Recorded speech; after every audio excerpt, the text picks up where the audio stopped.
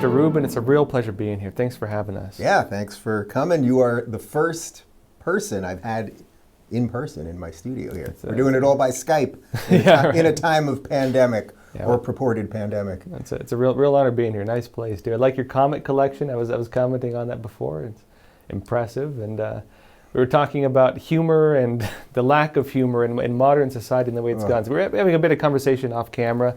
Today I want to talk to you about culture, because we can talk about surface politics really all we want, but when you get down to it, surface politics is shaped by the consciousness of a society, and culture is what informs that, I think. And the culture on two sides, one is being attacked, one is really defending itself at all costs. And it's to a state now where things that were culturally acceptable when you and I were kids are not culturally acceptable now. What it was considered funny back then is considered offensive now. What was considered back then the normal way of life is now seen as terrible, letting your kid roam the streets and play outside and maybe get in danger and so on. Yeah. The way of life has utterly changed. And so I guess first off, how would we define the culture of the country right now? Well, the culture of the country right now is that they're coming after everything. I mean, you mentioned the comics that I have there, but one of the great 80s sitcoms that I love, The Golden Girls, Hulu literally took off an episode where Rue McClanahan and Betty White, the most loved woman in all of America, like America's grandmother, where the two of them were wearing face masks, not blackface, face masks, in an episode where B. Arthur's son is marrying a black woman. And the entire episode is about two races coming together, and they get married and everybody's happy at the end, and they make some jokes about race and their own cultural divide and all that. And Hulu removed the episode. So that to me is a microcosm of what we're seeing, that nothing that once we could discuss in an honest way or in a humorful way, we can't do any of that anymore. And that then leads you to all of these crazy political problems. So it's weird for someone like me, it's like, I'm actually not super interested in the day-to-day political stuff. Oh my God, the Republicans have this many people in the House and the Democrats have this many people in the House. Like, that doesn't really interest me. And I talk about limited government all the time. And if you're a libertarian or a classical liberal or a conservative, there's a reason that we tend to not be as hysterical as the leftists. Like when you think of, all of the memes of the leftists screaming, well, in effect, we're taping this 1 week to the day after the election. At the moment, it looks like Trump is going to lose. We'll see what happens with the lawsuits and everything. But notice no conservatives burn things down. There's nobody screaming on the streets. There's people talking about where there are irregularities with voting, things like that. There's people chatting about all this stuff.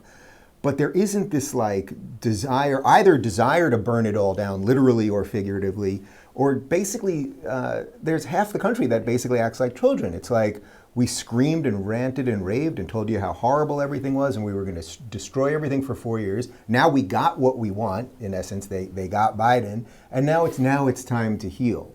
But they would literally be telling us the reverse if Trump won. If Trump won, they'd be saying now it's time to go to war. So it's like we gave them a cookie, and now they're just going to want more and more cookies. So we're in a very weird time, but the cultural element is way more interesting to me than the political element. Yeah. Thinking about this, you talked about this show that got canceled, or the episode at least. Yeah. The same thing happened with Gone with the Wind. Oh, everything. Because it talked about slavery. We got to get rid of Huck Finn. We're going to have to get rid of every episode of The Simpsons.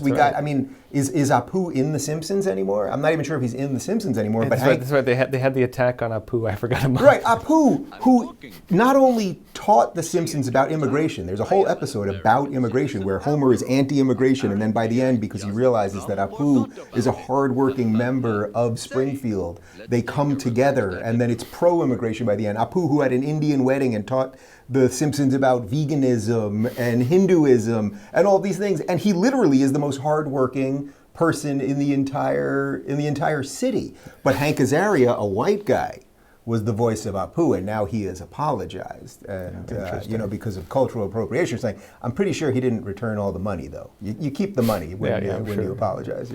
Well, what's interesting? I'm thinking about this now, because back in the day there was comedy around this. You could laugh about our differences. what they're getting at, and even, for example, portraying the differences between cultures and races is seen as racist or xenophobic. But isn't that what diversity is? When we can be different from each other and recognize the differences we have with each other and still accept each other. Don Rickles, one of the greatest stand-ups. If you ask 9 out of 10 stand-ups, he's in their top 10. What did he do? He was known as the great insult comic, and he would walk on stage and he'd point out, there's a black guy, there's a Jew, there's an Italian, there's a Latino, there's a woman, there's a gay guy, blah, blah. And guess what? Because he had no sacred cows, everybody was part of it. Now what we've done is, don't talk about those people. We can't make fun of those people. Again, to bring it to like some of the cultural stuff, we talked about Golden Girls and The Simpsons. Well, Family Guy, a year or two ago, they suddenly announced they weren't going to do gay jokes anymore. It's like, well, they've been doing gay jokes for 25 years. I have no problem with the gay joke. Stewie is just a nonstop gay joke. But it's like, well, what are you saying? That gay people shouldn't be included in what America is. We're not going to joke about this. And once you do that, well, you've ceded a lot of ground to people who just want to control the way you think and everything else. So comedy has been destroyed. I mean, look, Trump, what did he do to these late night comics? All they could do was talk about Trump. I don't know anyone that watches these late night shows anymore. I mean, I don't know if you know anyone that watches Fallon or Colbert or anything, because, well, it's not funny, but it's also hyper partisan and everything else.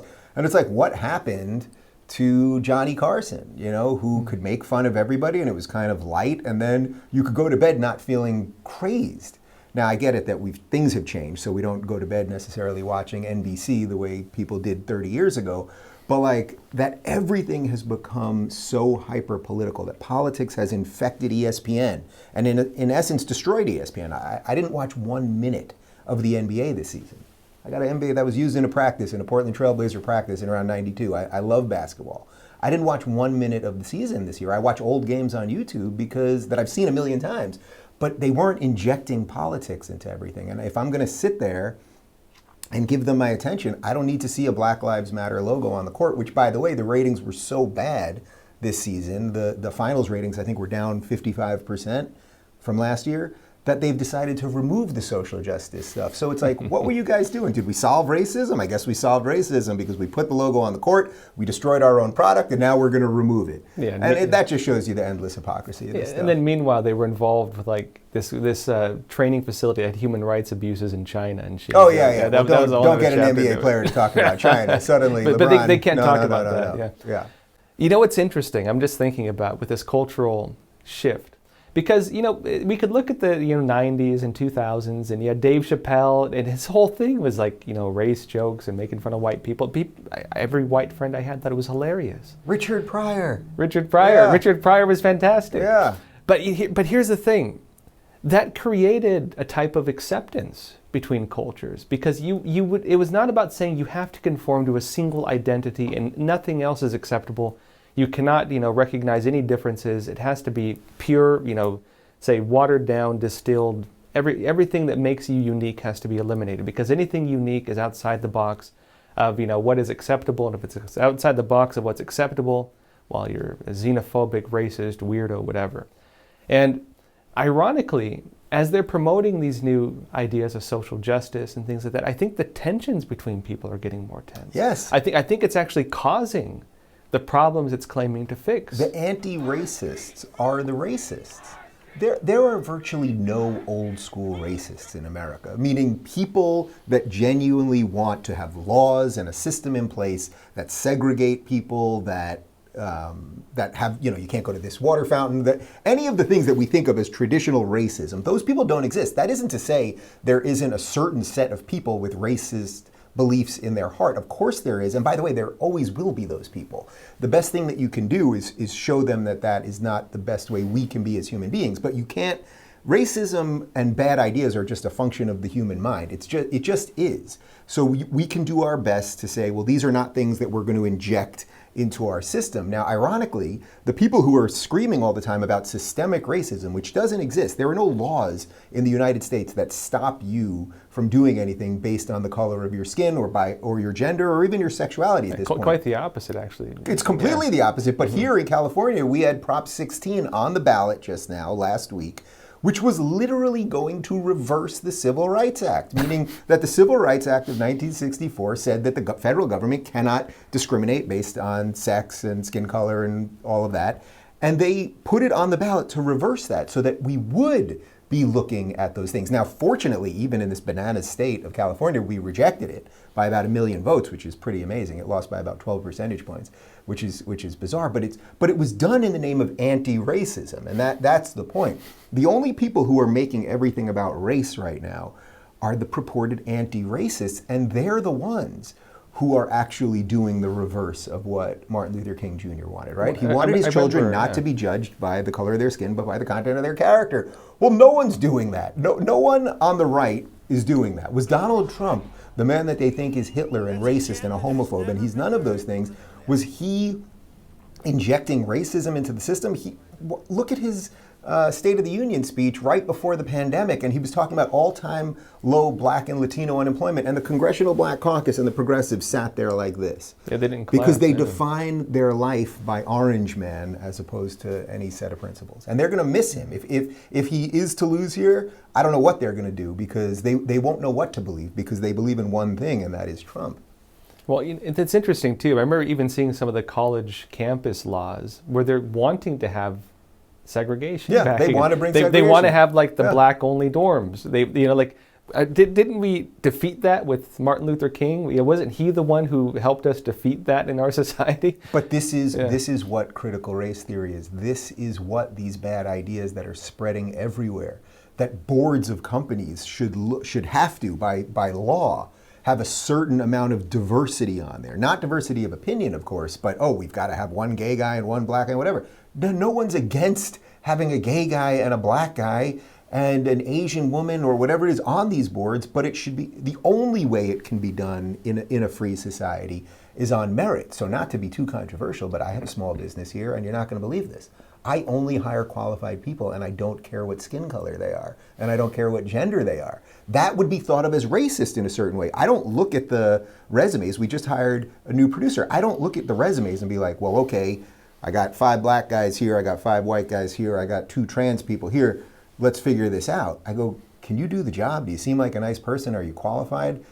That's it. That's America. What they're injecting is it's not only anti-American, I would say it's anti-human in many ways, because it strips you of you. It just boils you down to your skin color and your gender. And who wants that? This gets into an interesting concept. You were talking about libertarianism and classical liberalism. One of the old principles of it was the ability to create something that can be self-sustained within the free market, within the say chaos of the free society.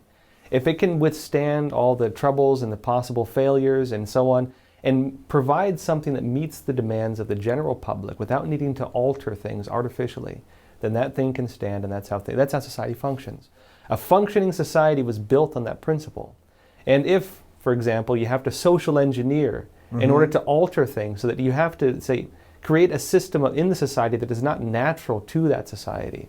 In other words, you're forcing companies through subsidies to succeed even though they would fail. Even though, for example, you're forcing people to, say, fight racism while saying you have to actually identify the race and gender and identity of every single person. Yeah. By trying to eliminate the problem, they create the problem. And this is a free market principle applied to culture. You're trying to eliminate something, but in the process of trying to eliminate it, you're creating the very thing you're trying to get rid of. Yeah, well, this is also what some people refer to as the narcissism of small differences. And this is a function of what leftism has brought upon us, that we've solved all of the big things. We really have solved all of the big things. Who is doing it better than America, especially when you take how young of a country we are, how quickly we eliminated slavery, how quickly we gave women the right to vote, we got to gay marriage pretty quickly. Like, we've done these things. It doesn't mean that it was all perfect along the way, but nothing is perfect. I mean, they're promising you something perfect. If you could just give them enough power to control everybody, they'll give you everything for free and you won't have to think. But that leads to dystopia, not utopia. They're promising you something while also telling you that the world is going to end in 12 years and a series of other things that are not true, but they're designed to keep you in constant hysteria. My God, there's white supremacists everywhere. The earth is going to end in 12 years. Like, these things, if you just took a breath, I mean, literally just, we have some problems, but humans have had other problems throughout time, and actually everything being equal, there's a lot of good trends happening in the world right now. Like there were no massive wars, between countries. There's something going on now with Armenia, but like there haven't been massive wars under Trump. That was good. We started realigning the Middle East, and it was peaceful under Trump. We're already seeing the beginnings of that fray now, that there's potentially a Biden administration, because we're just going to go back to all the stuff that was wrong all the time. So we've created this odd thing where people, because we've solved the big things, we have to make the little things seem really big. And this is what lefties love. So they're screaming about racism, that this is the fundamental flaw of the United States, the 1619 Project and everything else. So this is backed by the New York Times and so much of our academic elite. And yet it's not really true. If you're black, can you not get a job because you're black? Simply not true. If you're gay, can you not get a job because you're gay? Simply not true. Actually, if anything, those things probably help you. You, as a white guy, might have a harder time getting a job, and I think that is actually discrimination. This is interesting because it's getting now into the idea of the world views of our society. And when you have world views that are shaped on, say, shaky information, like, where you're not allowed to question it, let's put it that way. Where the narrative's being fed to us by the big media, a lot of times you're not allowed to say otherwise. And if you do say otherwise, you're going to be labeled as fake news, disputed comments by Facebook or whatever. They put this alert on your post. Yeah. I'm getting a lot of alerts on my tweets this week, yeah. But it's interesting because we saw during, for example, the early days of COVID-19, the CCP virus, that, for example, it turned out the WHO itself was not providing accurate information. It turned out that some of the big journals, medical journals, were not providing accurate information. A lot of what they presented originally proved to be false later. Had you questioned them and pointed out that what you're saying is false, you would have been called fake news and maybe even deplatformed. For example, YouTube was saying that if you go against WHO recommendations, they would consider banning your channel. Oh yeah. But getting into the broader picture of this, when you have a narrative that is, you're not allowed to question it. In my opinion, an idea, if it's a real functioning idea that holds true to truth and accepted truth, it should be able to withstand criticism. And if it can't withstand natural criticism, then it's probably not true. Yeah, well, because go ahead. Well, this is why I would say it's something like this. The system, however you want to define the system, is constantly testing us. How much nonsense can we push right in front of them before they push back? And most times people don't push back. So let's remember, at the beginning of lockdown, what were we told? 2 weeks. I think they usually said 15 days to flatten the curve. 15 days to flatten the curve. That was in March. We're now rolling into Thanksgiving in November. And did we flatten the curve? Did we not flatten the curve? I mean, I think we flattened the curve. Did we ever see overrun hospitals? How did no hospitals in the United States get overrun? Show me, or even anywhere, show me the overrun hospitals that then, because that's what they kept saying, we're going to have overrun hospitals that then this is going to cause our systems to fail. And next thing you know, you won't be able to get deliveries and everything else. Like, we actually did the stuff. We did what they asked us to do. And then they decided, oh, well, we got enough. And when I say they, this is what I mean by the system. I'm not saying it's 5 guys in a room, but it's power just starts making people want more power. I think it's just a part of the human condition. And when you give power to people whose ideology is based in power, which is what leftism basically is, it's based in state power. Bernie wants state power to do things for your life because he knows better than you. Here, Gavin Newsom in California, our governor, who was the mayor of San Francisco and ruined San Francisco, but if you're a lefty, you fail up. In New York, Chris Cuomo, who sent all of those people back into the homes and killed all of these people. Like, these are facts, and then he writes a best-selling book about how to lead under COVID. I mean, it's actually crazy. But in essence, we were told 2 weeks, 15 days, we're gonna flatten this thing and then everything will go back to normal. Now they're telling, right now, this morning I saw the headline that Joe Biden is talking about a federal mask mandate. That is absolutely insane. Most of us, that is not to diminish the 200,000 people that have died, but life is about risk. It's just part of it. And we've decided to quite literally destroy lives. Imagine if you were someone that had a restaurant or a small business, or you had just a regular job, it doesn't matter what it is, and now you have nothing. What have we been more affected by? Has it been COVID, or has it been the government lockdowns? And the answer is obviously the government lockdowns. And I think there's also some piece of this that a lot of people like it. A lot of people like this idea that there's suddenly something to live for. And it's, what are you living for though? It's the fear of death. Something like that. That it's just like, they were just sort of floating around without any purpose. And now we're going to live under lockdowns forever. We're going to, and we're going to like it. Biden's telling you we're going to have a federal lockdown, and people, oh yes, yes, yes, lock me in my house forever with no job, and then send me money every now and again. And I'll, you know, it's like, it really is crazy, but it shows you the fragility of the human mind, I think. Yeah, this is interesting. In my opinion, the state of the world, in terms of the battles of ideologies, is really between two things. It's freedom and socialism. That's it. And as you said, freedom or socialism does represent state power. It cannot exist without a law enforcement or militant branch that can enforce its what it's doing. Otherwise, it's just, say, donations. If, for example, they try to seize your wealth and you refuse, they're going to throw you in prison. Right. And if they don't have that arm of authoritarian, say, might, well, that's not, they can't do it. They can't enforce it. When you get into, I think, the ideas of the lockdowns, for example, with what we're seeing now, and the state of dependence it is putting people under to the government, there was a really interesting anecdote I had read about Joseph Stalin during the Soviet Union.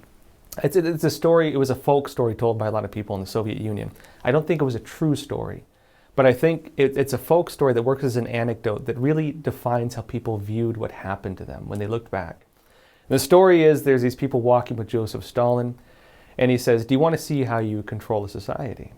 He grabs, there's a chicken, he picks the chicken up and he pulls out all of its feathers. And he puts it down on the ground, and then he gives it a handful of food. And he says, now this chicken will depend on me for the rest of its life. If you eliminate people's ability to be independent, then you are creating a society that is dependent. And a dependent society can only be sustained by massive state power. And that is you handing off your freedom and your rights and your power to a single system that can, say, at the very top, govern based on whatever they feel at the whim is the right thing to do. And sometimes that means personal interest. Sometimes that means things that are going to lead to, famines, like we saw socialism do over and over again. Sometimes that's going to be something that doesn't work, and well, you're going to have a few eggs get broken to make that omelet, as they would say it. I'm curious what your thoughts are on this. Well, they have to kill an awful lot of people to attain the power that they want, right? Why does socialism and communism, wherever it has sprung up over time, I mean, just look at the last 100 years, you got to kill a lot of people to get there. The way that I've framed this before for people that aren't purely political, I mean, in essence, these people are Thanos from the Marvel movies, from Avengers. Thanos saw a universe that had finite resources, and he said, you guys are all just going to kill yourselves, so I'll kill half of you, just like that, literally with the snap of my fingers, and then we will have peace, and I will be the good guy for it. Putting aside that he was going to have to literally wipe out half the life in the universe. Now, I understand that it's a fictitious comic book situation, but it's the same principle that you're talking about, which is if I only had enough power, I could silence all of the people who disagree with me, and then we would be free. And that's very much what we're seeing right now with these people that are saying now is the time to reconcile and heal. They didn't, for 4 years, they didn't accept the results of the election. They didn't heal. They never tried to understand the other side. They ran around and said everybody's a racist and a bigot and everything else. Now they got power. Or they feel they have power right now. I think it's a little more tenuous than they might think. But they feel they have power. And now what they mean is not let's heal and let's reconcile. What they mean is now shut up. Now shut up because we might put you on a list and we still know that you're racist and we're going to do our best to make sure you can't get a job and the rest of it. And the only way to combat that is for good people to stand up. That's it. I don't think I'm anyone special, truly. I say what I think. I don't know why. Maybe something's wrong. I'm not quite sure, actually. But I say what I think, and that has allowed, I think, a certain amount of people to have enough space in their life to do it. And if you do it, well, you might start sparking that someone else will do it, and they might do it too. And especially when you factor in now that we all have iPhones and we can connect with the world. If this was 100 years ago and you had a good idea to free people, or to, you had a good idea for a product or whatever, widget, whatever it might be, it's like, it was really hard to get that idea out of your village and then out of your city and then out of your country and all of those things. Now there could be a kid sitting somewhere in Bombay right now who has a brilliant idea, thought, product, whatever it is, and he could change the world in 10 seconds, not even 10 seconds, in the split second. That would be it. We have incredible power right now, and we're all running around afraid of a machine that it seems like nobody knows who's in charge. So I'm not saying I don't fear that machine, but it's not going to dictate what my life is about. Dave Rubin, it's a real pleasure having you on the show. I guess last up, anything else you'd like to say, or any points you want to leave us with in terms of where this country's at and how people, you mentioned, don't be afraid to speak out. Can you explain that to us? If you leave one message for our viewers, what is it? Well, would you rather live as you see fit, or would you rather bow to somebody that will keep you bowing forever? And that is what our cultural elite and mainstream media and big tech is telling us. Why did the New York Times do a hit piece on you guys in the last couple weeks? Well, they've done plenty on me, they've done plenty on Jordan Peterson, they've done plenty on Ben Shapiro. It's not because they honestly want to engage with these ideas. Like, you could write a real piece and say, there are people, believe it or not, to our elite New York Times readership, you're not going to believe this. There are people who believe different things, that look at the world a little bit differently, and they actually are doing quite well, and we're going to write a nice piece about them, or this YouTube guy, or some journalist here or there. But they refuse to do that. Instead, they try to destroy everyone who goes against the narrative. Well, I'm still here. Epoch Times is still here. All of the people, they actually don't destroy a lot of people. They can cause a lot of chaos, and they can make you afraid. But if you stand up, as my friend Douglas Murray, the great conservative writer, says, you might find out that the water is not that cold if you dip your foot in the pool. And I think that is the only thing that will save us. There isn't going to be some guy that's going to come and save us. A lot of people think, well, Trump will save us now. And he's done a certain amount to fight the establishment. But it actually is you. And I think just one other thing, which is that even though the election results as of this moment didn't go the way that I wanted them to go, I wasn't hysterical or crying or screaming or angry at people, because my salvation and what is true to me is not wrapped up in politics. Have something behind that. Have a religious belief or a philosophical belief or whatever it might be, a constitutional belief. Have some set of beliefs behind just the day-to-day craziness. Otherwise, you'll end up just the way everybody else is. And I think it's not a good way to live. Great. Hey, Dave, it's a real pleasure having you on the show again. Yeah, it was my pleasure.